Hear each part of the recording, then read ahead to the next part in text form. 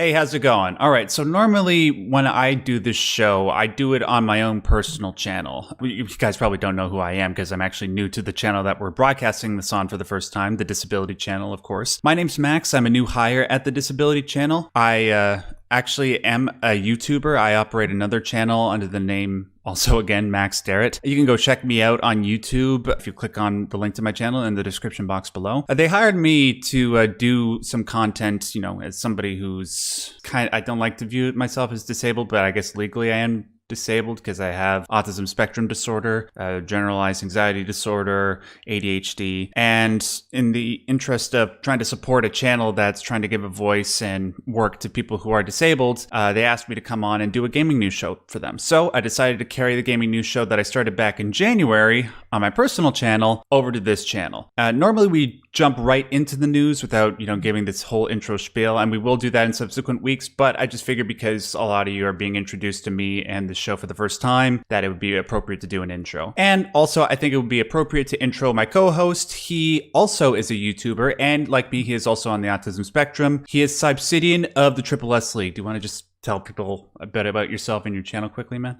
Hello, this is Obsidian from the Triple S League, and I'm here with Max. Max is a good friend. We love doing content together, and we love talking about games and game news together. We run with my other partner, Ashtonity. We run a channel where we talk about games, news, guides, a whole bunch of other stuff, and we also have a podcast channel as well for game news highlights, but our main channel covers mostly guides and just gaming culture in general. And that is the Triple S League. I'll make sure to put links to both their podcast channel and their main channel in the description box below so you can go check them out. With that said, let's just get right into things, guys. We don't like to waste your time with long intros or sponsorships or anything like that. First of all, Bethesda. Apparently, I didn't get a write-up for this. Saib just told me that there is something going on with Bethesda and a new IP. I don't know anything about this, so you're going to get my reaction firsthand. Saib, what's going on? So this is starting to make its way around.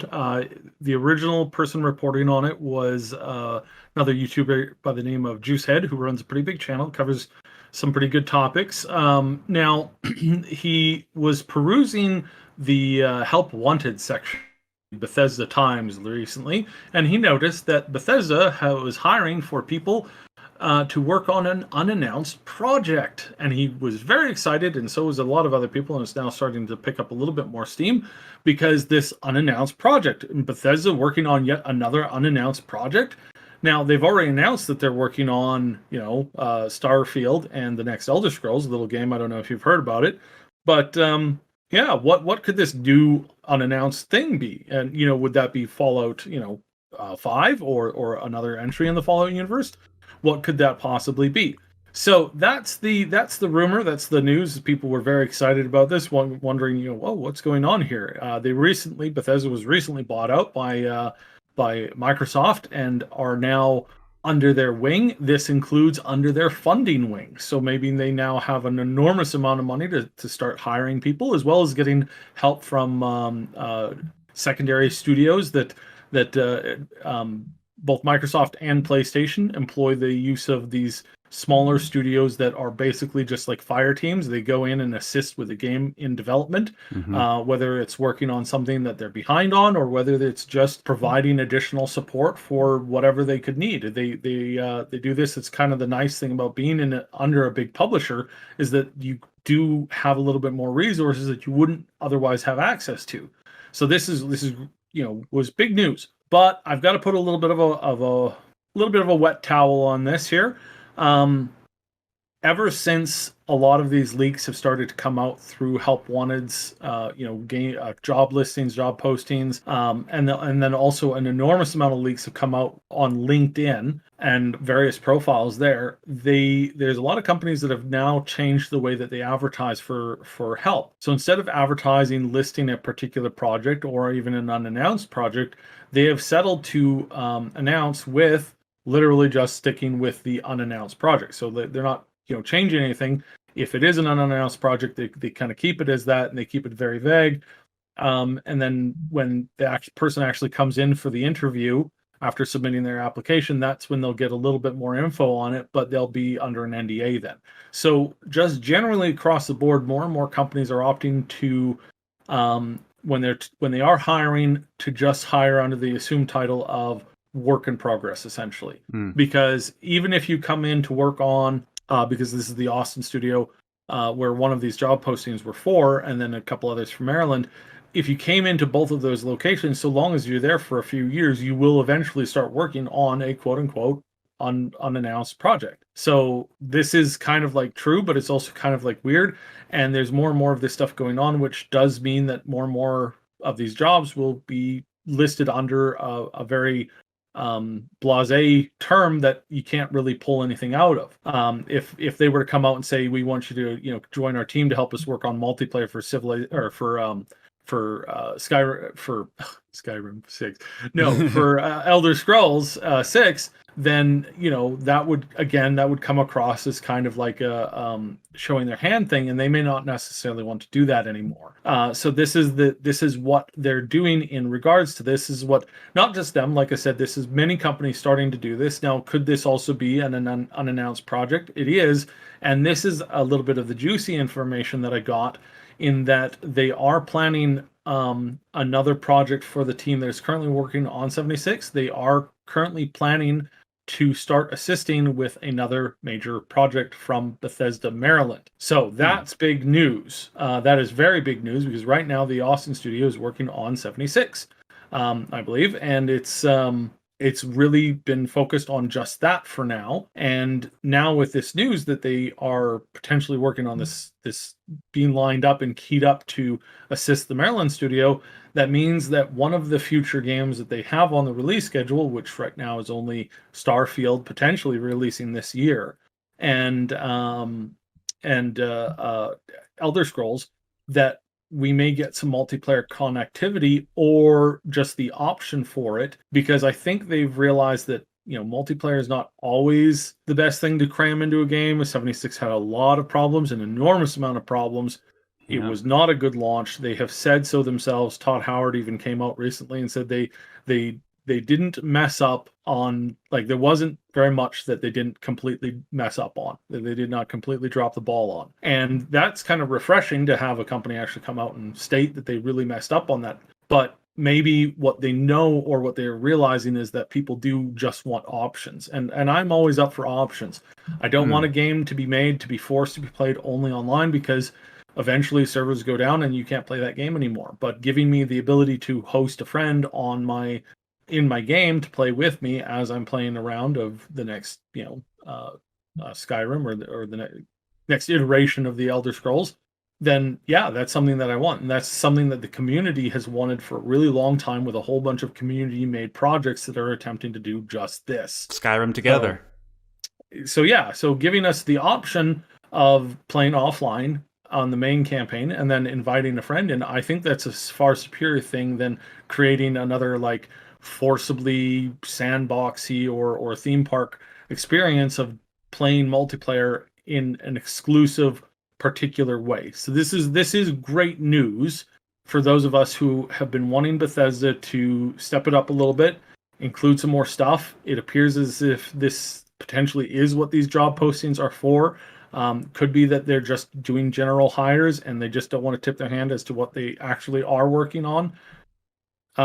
So there are some options here. We don't quite know which one, and I can't say for sure which one. All I can say is that we've been hearing rumblings, we've been hearing stuff. I don't have any, like, leaks, solid leaks. I just have things that the industry has been talking about, that people connected to companies that work typically with or around Bethesda have been talking about. So again, there's no major leaks here, as we kind of don't want to do. I don't want to overhype anything, especially with Bethesda. I am personally fairly excited for Starfield. I am not going to pre-order that thing until probably like the day before, and I'm only pre-ordering it the day before because it's part of my job to actually review and talk about video games. I don't encourage anybody to buy any game at this point pre-order, certainly not months after or years ahead of 76. time. Yeah. Well, after 76, after Cyberpunk, after all these games that have really come out and really dropped the ball, and it really feels sad. The only game that the new way of gaming, I think, is what Larian Studios is doing, where they come out with a 5 act game, four or 5 act game, and they come out with Act One, and they spend a long time with that in a beta where players are able to come in, give them suggestion, give them feedback, because this has helped them to perform and make an amazing game in the past with their previous game. And now I think it's lining Baldur's Gate 3 up to be to probably be one of the best games we've played, because when it comes out, it will have all of the things that the community has been giving them feedback on, plus a whole bunch of other stuff. So, because apparently it's impossible to get a polished game right now. I mean, every time we have a game come out, there are more and more errors and more bugs, more and more problems, and everything just constantly seems to be hitting a wall. So, I think a good move now is to, not necessarily trust that these companies can actually do this, and maybe try and encourage them to listen to feedback and then work based off of that feedback to get a game that we actually really want. So, And based on what you said, like with Bethesda and the current position that they're in now that they have the funding of Microsoft, and Todd, he has said that he recognizes a lot of people were unhappy with 76. Like he said, he thinks there wasn't a thing that they didn't mess up when that game launched. It seems like Bethesda is in about as good of a place that you can wish for in regards to their upcoming releases with Starfield and Elder Scrolls 6. As for other games that are coming out after that, I'm not too concerned. Unfortunately, I haven't really been too concerned with anything else that Bethesda is doing aside from Starfield and Elder Scrolls 6. That's just me. There might be some people out there that are looking forward to, what is it called? Deathloop? Yeah, Deathloop looks interesting. Right. Like, I'm sure there are people that want to play it, but it's just compared to Starfield and Elder Scrolls 6. Well, I mean, Starfield's a big question mark because we don't actually know what's going on there. I can offer you this. This has been reported by a couple other people. I was trying to get a second source on this, but my second source is other people reporting on this now, because they have not been reporting it from the source that I use. So a double sourced information, if you can believe what the other people are talking about. Again, you can find podcasts and a couple of people talking about this. Is that that Starfield is releasing this year? Yes, that's what I'm talking about. It appears to be for getting more and more for certain now, and how we know this is based off of the advertising that they have been currently purchasing. When you're buying certain advertising from certain places on certain things and certain platforms, you have to tell them what that advertising is. So you tilt your hand and you showcase a little bit. Apparently what they've been saying is that they're buying this for Starfield. And so we're going to get advertising this year, heavy and big advertising this year for Starfield. So that means that most likely we're getting the game this year. Again, not 100%. I would put it at about 75% chance right now that we're getting it this year. I suspect that we're going to have a huge showcase on this coming up this summer. Yeah. And E3. And I hope we get, well, they have their own show. Bethesda does their own show right around E3. It's not actually part of the E3 yes. Like the company that structures E3, but yeah, they host a big event usually the Sunday before, and I suspect this year we are going to get a Starfield reveal. They're purchasing a lot of advertisements for Starfield. They've made a couple of copyright and trademark claims and purchases and stuff like that this year, also for the Starfield IP. And the way that I'm not going to go into it, it would take way too long, but basically the way that you buy this particular type of licensing and agreements and copyrights and all this kind of stuff is if you're planning on using it the year that you have bought it. So again, this really seems to indicate that we are getting this game this year. Microsoft needs a big title to go, exclusive on their, on both their PC and obviously their Xbox platforms. And that includes Steam. I want to put that out there. Uh, they have been adamant that they are going to include Steam in almost all of their releases. They do not believe in locking you down to quote unquote the Xbox store. So when they say exclusive to the console, they mean exclusive to the Xbox, not coming to PlayStation. And just to sort of provide a capper on that lovely information, thank you very much for providing that with us, Saib, is that some people might be wondering whether or not it'd be possible for a game studio like as big as Bethesda, with the types of games that they work on, for them to announce a game in the same year that they release it. Well, just remember that when Fallout 4 was announced, it was announced, I think there was a teaser for the announcement on Twitter, and then they announced it a couple days later in like a trailer they released on YouTube, and then it came out later that year. So it's not that out of the realm of possibility. I certainly hope so, because aside from maybe Ratchet and Clank and Horizon, there aren't that many other games that are coming out this year, officially this year, that I'm looking forward to. So Starfield would be a wonderful, wonderful way for me to waste my time. Anyway, well, not waste, but you know what I mean. Let's move on to the next story, because we try to keep these at about a 30-minute time limit. PS5. So we have known that PS5s have been out of stock for a while. Back around Christmas of last year, there was obviously that whole controversy of scalpers buying a whole bunch of them and reselling them at exorbitant prices. Human scum. It is now May 2021, and people are still memeing around online about how difficult it is to get their hands on one of these things. Like my friends, they keep refreshing the Amazon page, hoping to see that one is in stock. Anyways, for those of you wondering whether this problem with stock was going to change anytime soon, well, I mean, we've been asking that about the pandemic for about a year, right? Has it ended yet? Nope, didn't think so. Now, the PS5 shortage is going to continue well into 2022, at least according to Forbes. Not only that, though, the Nintendo Switch is about to start experiencing shortages very soon as well. Obviously, the reason for this is related to the aforementioned pandemic. There's a shortage of semiconductors.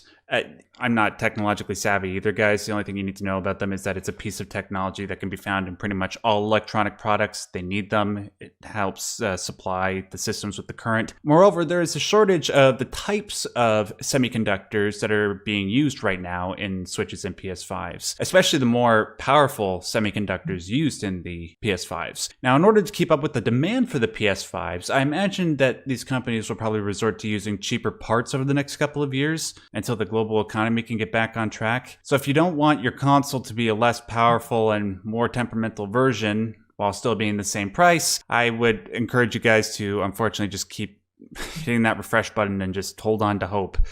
But I'm wondering if I should actually go out and get a Switch now, because I was waiting because there were rumors that there's going to be a 4K version of it. But if it's going to be, they're going to be using more temperamental parts, I'm considering whether or not I should wait.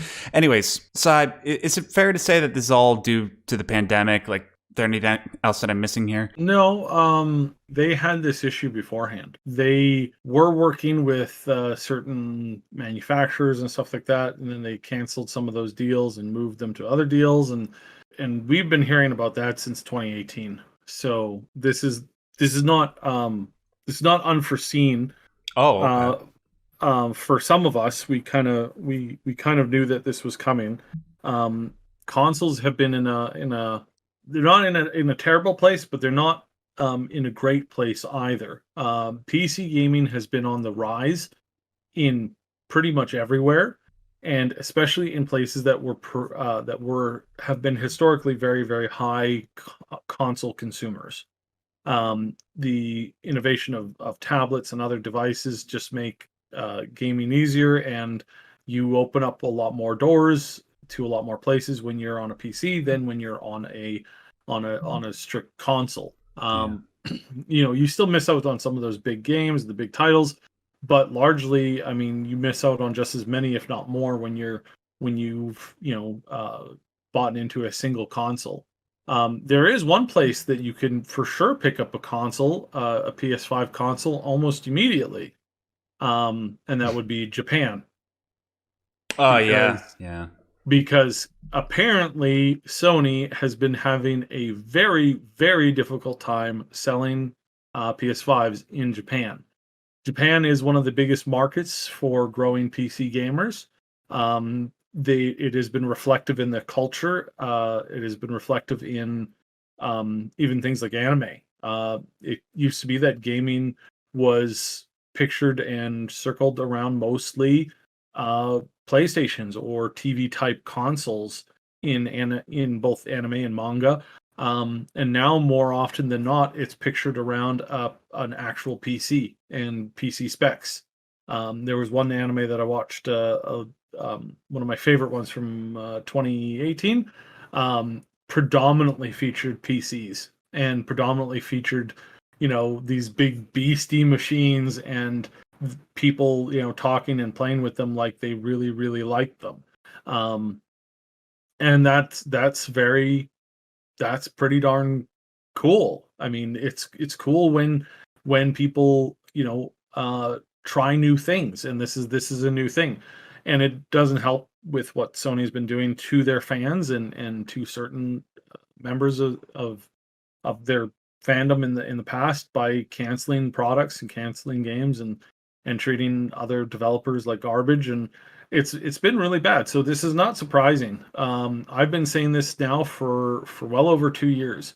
The PlayStation and the goodwill that they built up, they are right now destroying that almost on a daily basis, and will continue to do so for probably another 2 years. And they will continue to damage their brand because, like clockwork, these big corporations tend to lose focus on what's important until they're, given a rude awakening. It happened with Microsoft. Microsoft, at the beginning of the last generation, basically got up on stage and basically repeatedly stabbed themselves in the stomach, screaming, "It's for your own good." And Like you're going 4 to months watch before TV. the release of their goddamn console, they had to completely go back on their entire plan because people hated it so much. If they went through with that plan they originally had for the Xbox One, like always online and focus on TV, I guarantee you that the vast majority of gamers today would all be on PCs right now. We would barely be talking about consoles, if at all. Well, I mean, PlayStation walked in, they stole the show.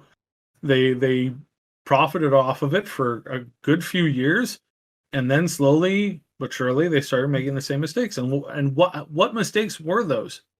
It was mostly the fact that they moved to America, became an American company, got rid of a lot of people on the board, and replaced them with people who, if not were involved, people who believed that what Microsoft had done several years prior to destroy their brand was the best financial business thing that they could do. It's like Ebenezer Scrooge talking to the one of the ghosts. He's like, my partner was always a good man of business. And he was actually talking to his partner when he said that. And that's exactly what you have here. It's these people come in, take these key positions in these companies that say, oh, well, this is good business, by doing things that are completely antithetical to what we as gamers and consumers want. And then they tell us it's for our own good, and they force it down our throats. We don't enjoy it, and then we walk away from them, and then they go, what's happening?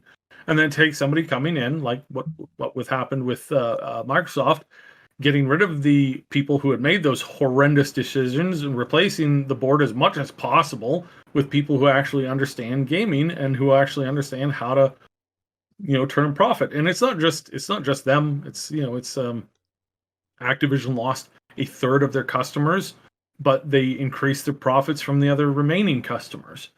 This is a slow rolling train accident that is just horrendous to watch, because you see that it's these big, fat cats that are saying, oh no, we know what's best, we know what's best, we know what's best, and every step of the way they're just dragging you closer and closer to a cliff.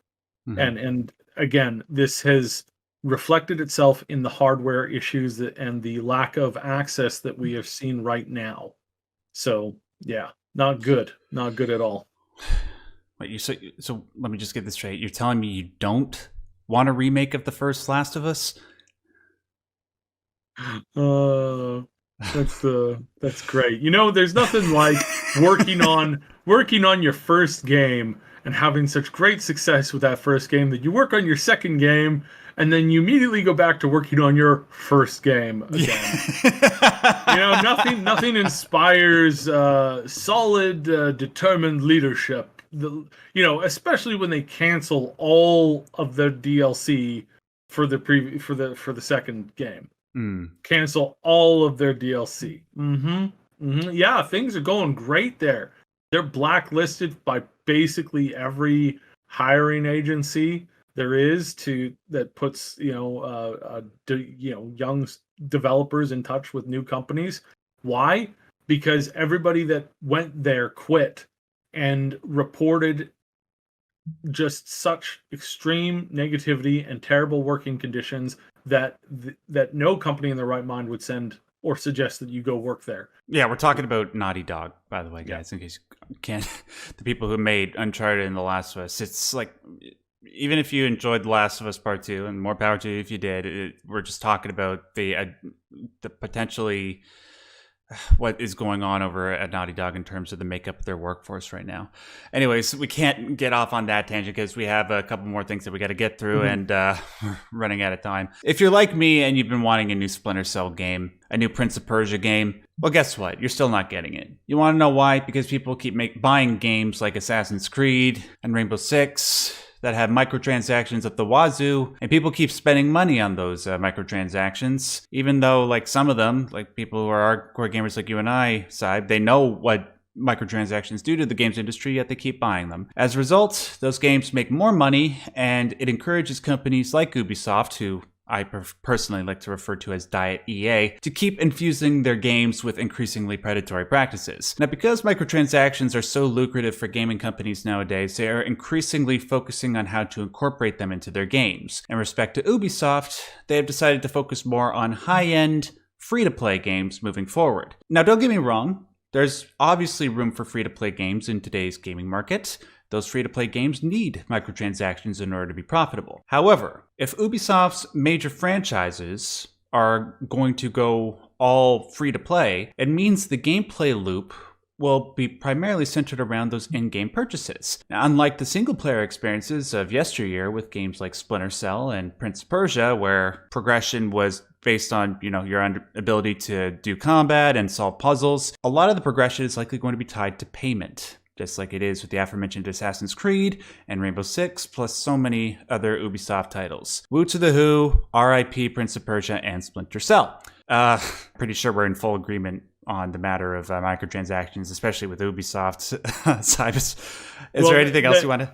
I think you're mistaken here a little bit. When they shipped the last Assassin's Creed, there was only one form of microtransaction, just one. It was very small. Just buy some little resources. That's all. Yeah, and to those people who are nothing sinister. And then, a few months later, oh look, your experience points have been greatly diminished. Oh dear, you can fix this problem by buying a little resources.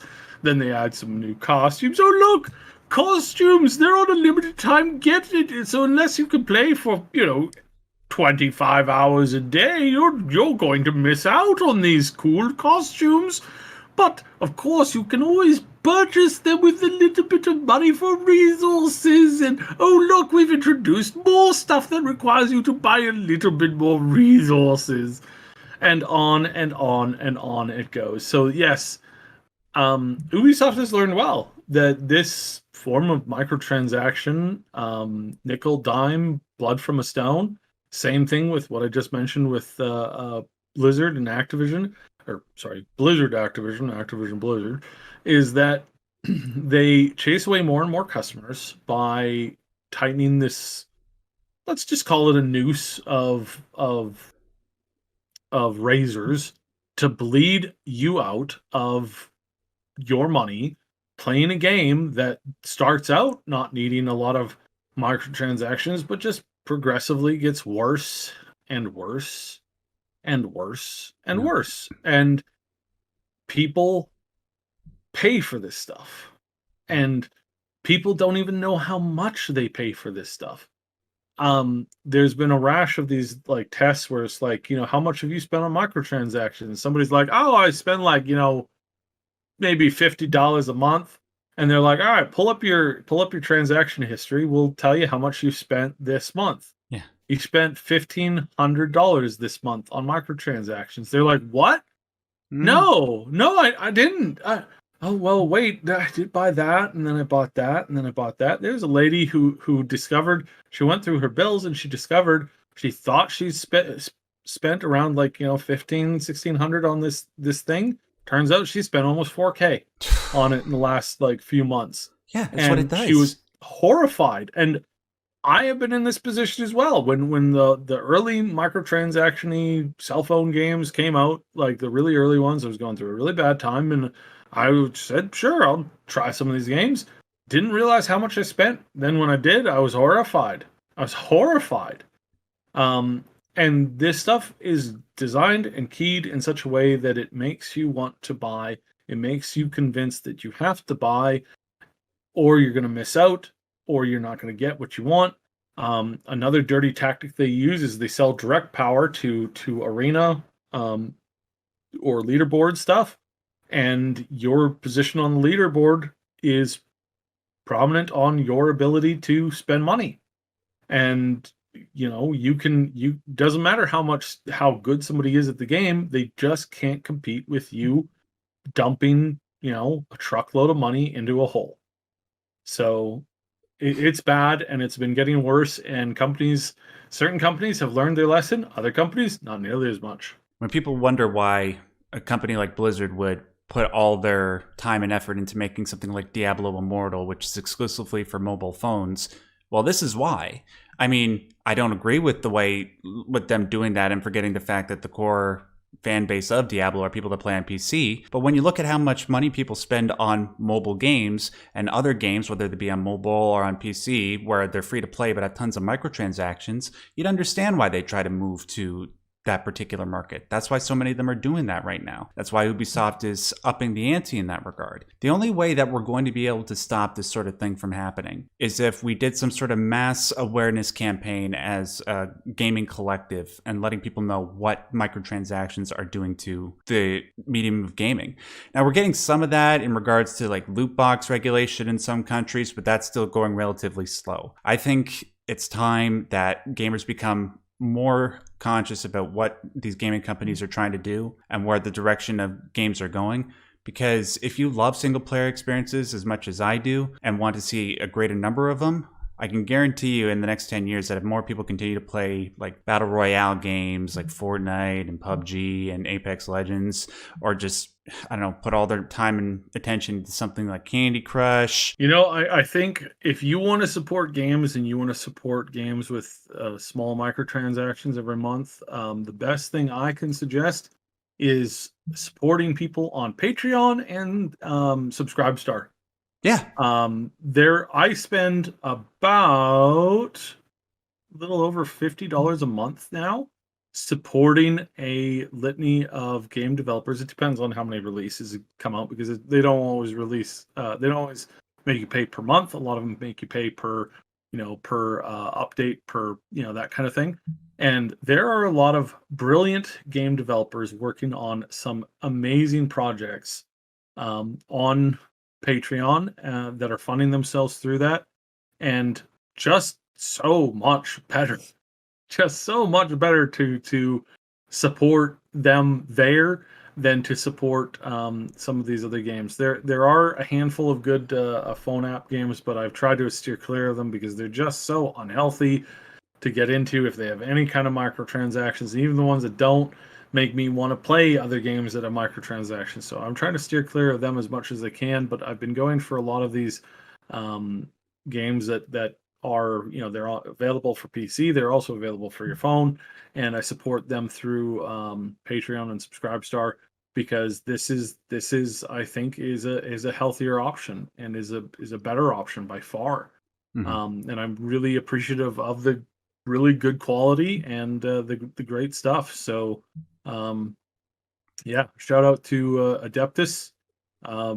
Good stuff. All right, perfect. Unfortunately, this last story isn't really that much of an improvement. Ninja Gaiden Master Collection is coming out pretty soon. It's apparently a collection of all the old, really, really good classic Ninja Gaiden games. I only learned about this last night because my girlfriend told me about it. She's a huge fan of the original Ninja Gaiden games. It's a bit of an old story, but because I promised her I'd include it, I figured I'd just mention something about it. Apparently, the old games had some form of co-op multiplayer, and this was especially appreciated because, from what I understand, some of the Ninja Gaiden games, especially the ones that came out, I think, on the old Xbox, were very, very difficult, and thus it was a good incentive for you to bring a friend over or with somebody so that you can get past these really difficult sections. I mean, hell, Dark Souls has it. Why not Ninja Gaiden? Well, apparently the Master Collection isn't going to have any multiplayer, and I'm not exactly sure why. I think it might be another thing linked to the pandemic, but I think it's incumbent on people who are fans of that franchise and want to see it make some sort of revival to try and let the developers know this. Quickly, Saib, do you have anything you wanted to say on this before we end the show?